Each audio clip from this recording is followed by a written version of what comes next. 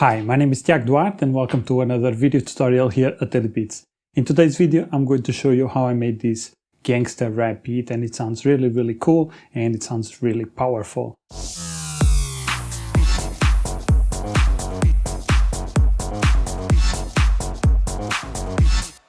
So let's jump into FL Studio so that I can show you what I've have so far and show you all the elements that I've used to make this beat.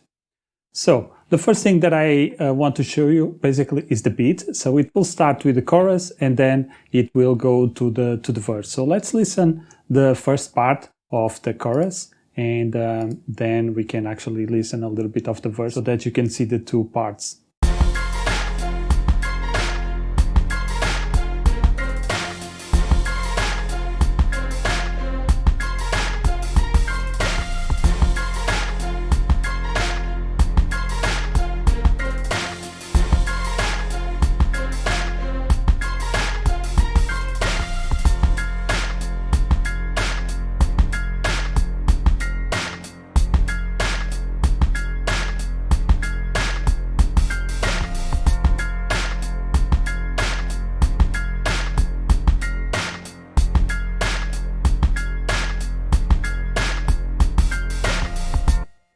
As you can hear, a very strong and epic beat, and I really enjoy it. I think the strings sound really cool, and they give a really epic vibe to the beat. So let's start with the first element, which I want to start with, which are the drums. The beat is still not fully organized yet, but yeah, I will do that in the next videos. But let's start with the first element, which is the kick. And here I have I think I actually used several kicks. Let me see. Yeah, so I used a normal kick loop that I exported from the MPC Beats plugin, and it sounds like this.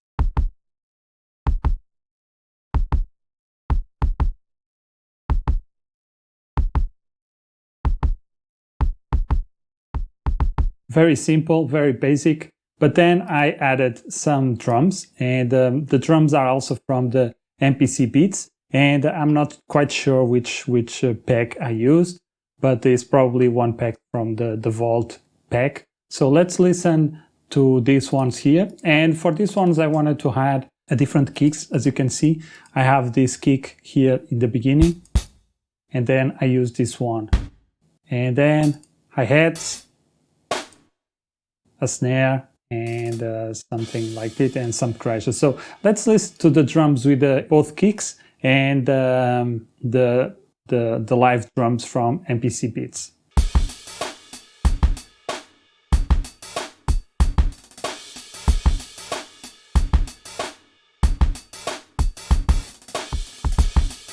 So they sound really cool. If I remove the main kick or the kick that I have here sampled, this is how it sounds. It sounds a little bit, it lacks a little bit of the low end.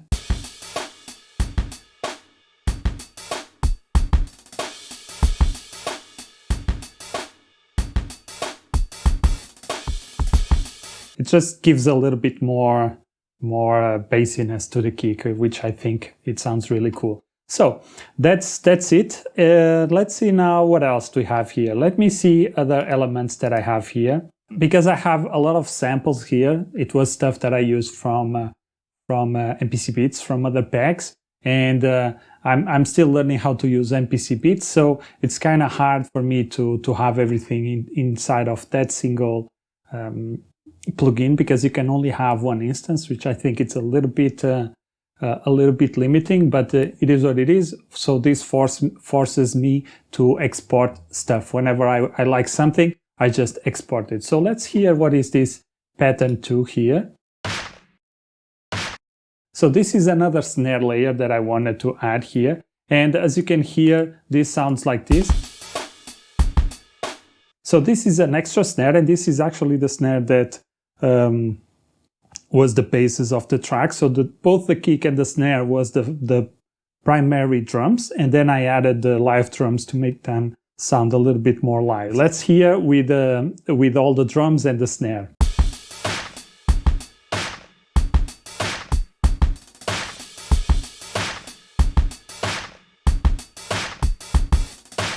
So as you can see, it gives it a little bit more gangsta rap vibe, more aggressive part to the snare, because the snare has a long tail. It has a long release. It sounds really, really nice. I really like it. So next up, we have this sound here.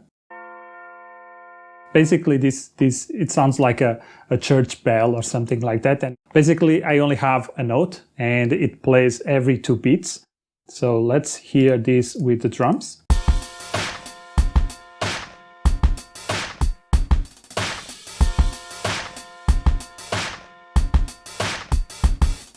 And as you can see here for the chorus, which is this first part here, I used it every 2 beats, and then for the verse, I use it only every 4 beats.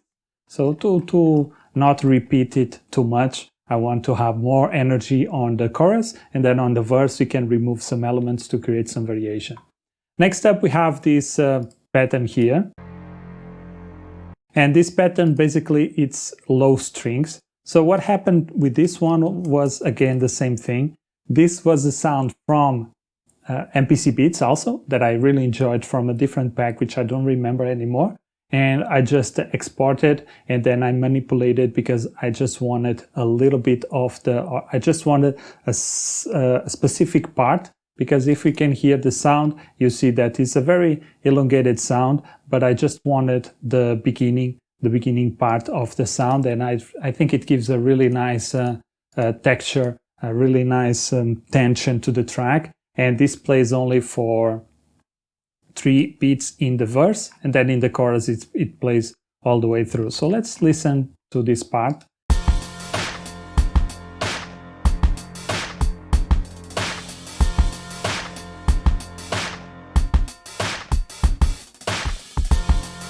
So again, I use this, I remove it for the last beat, because I want to give something different here in the chorus. I want so we have it constant, but then I want to have some kind of variation, some kind of a break. So we give it tension, and then we give a release. Next up, we have the piano. So the piano here, it's a very simple preset. I just use addictive keys, and this is how it sounds.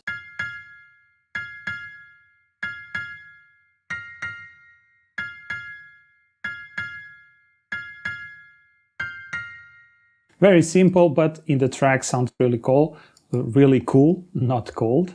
And let's see how it sounds with everything. And this goes all the way through the track. It's an element that I want to have it all the way through the track. I might remove it in the chorus. I'm not sure. I will leave that decision for the arrangement part. Whenever I do an arrangement, I probably remove it so that we don't have too much information on or too much instruments in the chorus. And it can also be a nice contrast between the chorus and then the verse. But for now, I have it here, and let's listen.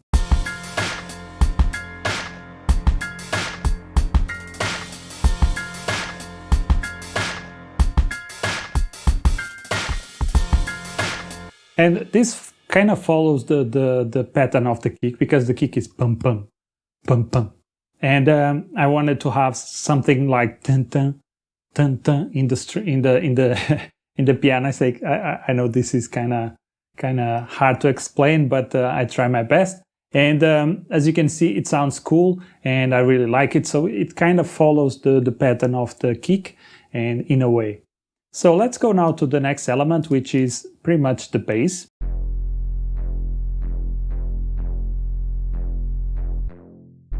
And for the bass, I use 2 elements. One of them is from Flex, and the other one is a 3x oscillator. Again, it's something that I really like, and I use this one to have a more melodic bass, a bass that I can do some kind of a percussive melody, let's say. And then with the 3x oscillator, I wanted a very deep, low bass with a continuous notes. And that's what we have here. As you can see, this is the more percussive bass, and let's listen.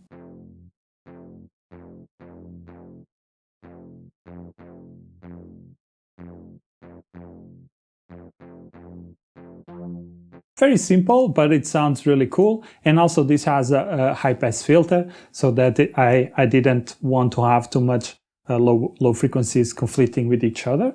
And that's why I added the sub bass with the 3x oscillator, which sounds like this.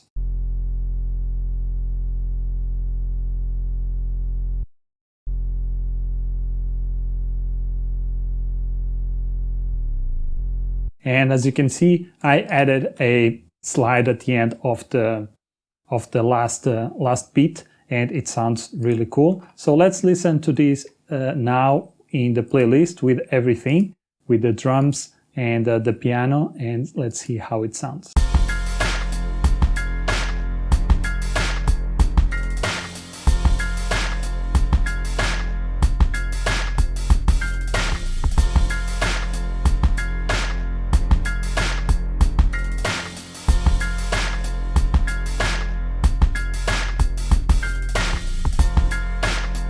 So really cool. I really enjoy it. I think it sounds really, it gives a very, very powerful vibe to the track, and I really enjoy it.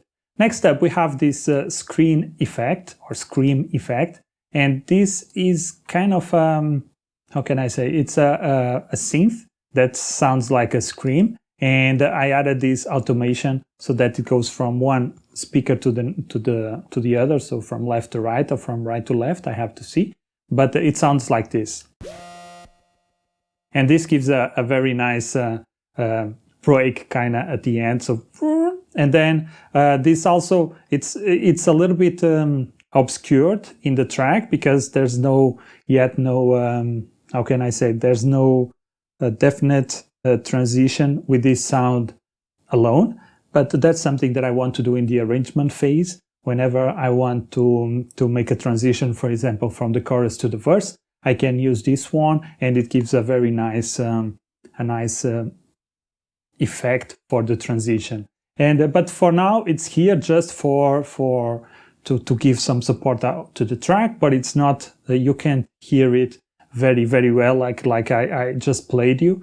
But it will be a part of adding some extra variation and some extra effects in the transitions. So that's something that I like to do whenever I'm producing. I just throw elements into the track, and then I can play around with them and make variations so they sound really cool. So now let's go to the last element, which is the strings.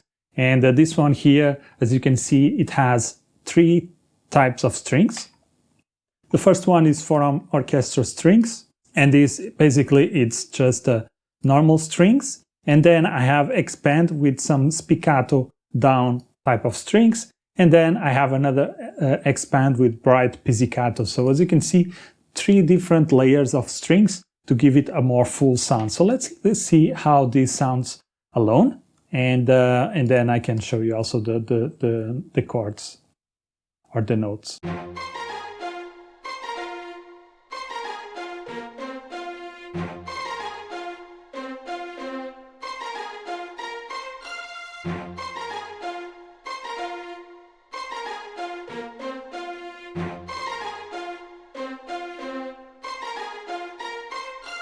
And as you can see here, there are several layers, several octaves of sounds that create this very epic sound. And I think I really enjoy it. And I think it sounds really cool, really melodic, and it gives this epic vibe to the track. So let's listen to everything again so that you can have an idea of everything that I've done. And yeah, let's listen at least for 16 bars.